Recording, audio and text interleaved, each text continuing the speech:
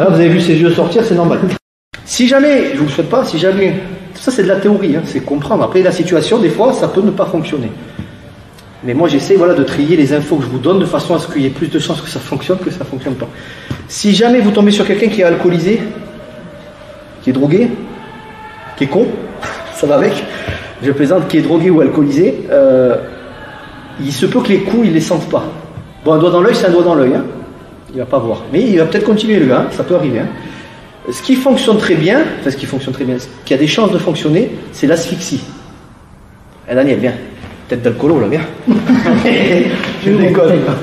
Voilà, si c'est un alcoolique ou quoi, ou j'en sais rien, attention, ça dépend. Un alcoolique, en général, il y en a, ils tiennent pas debout. Dodo. Mais je veux dire, il y en a, ils ont l'alcool mauvais, ils sont encore conscients, les gars. Ils vont vous attraper, vous allez les taper. Voilà. Même si des fois on leur plante des trucs dans le bras, ils peuvent se prendre un coup de couteau et personne. Parce qu'en plus, il y a l'adrénaline qui fait son travail. Ben, le mec, il va avoir 3 coups de couteau là, il va avoir le couteau encore dedans, mais il est encore là. Après, il ira pas bien, c'est sûr. Mais, donc, voilà, je schématise en rigolant un petit peu avec ça, mais il faut savoir que sous alcool, la personne sous drogue, c'est dangereux. Pour ça, nos amis les policiers, on les critique, mais il faut y aller sur le terrain face aux...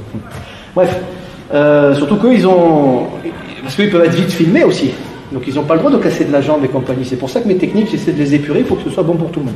Bref, si jamais j'ai Daniel qui embête Aurélie, tiens, nouvelle venue, je vous présente Daniel, alcoolique notoire, il vous embête, voilà, il est drogué, le mec il est lourd, soit il vous tape, soit voilà, tu l'attrapes les mains, tu la secoues doucement, voilà. Si moi je veux porter assistance à quelqu'un, à Aurélie, ben, je vais essayer, donc il y en a qui vont essayer de taper, bien sûr, en tapant, voilà, il y en a, ils ne sentiront peut-être pas. Si vous touchez les parties respiratoires, c'est-à-dire, regarde devant, je vais doucement.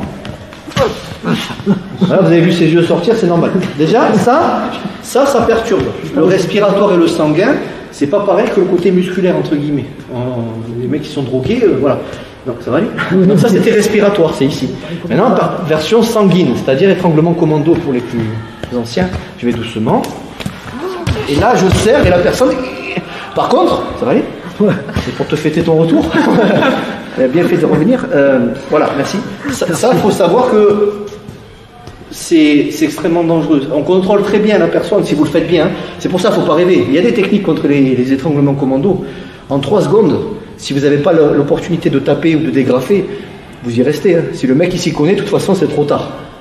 C'est pour ça, essayez de ne pas vous faire encercler inutilement ou quoi. Ou au moins rentrer les épaules. Il y a des techniques qui existent sur les étranglements commando. Mais si le mec il s'y connaît, pareil sur les attaques couteaux, il s'y connaît, on va tous morfler. Hein. Voilà. On n'est pas infaillible. Mais voilà, il se peut, c'est pas une histoire de chance ou de malchance.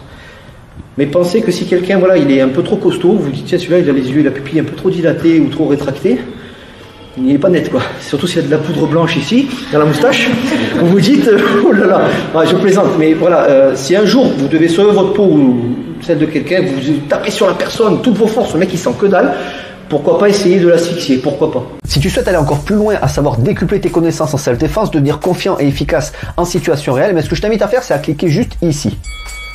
Formation offerte, ou encore sur le lien qui est en description juste sous la vidéo. Voilà, j'espère que la vidéo d'aujourd'hui t'a plu et que t'a aidé à progresser un petit peu plus. Quant à moi, je te retrouve de l'autre côté pour commencer ta formation vidéo offerte. À tout de suite.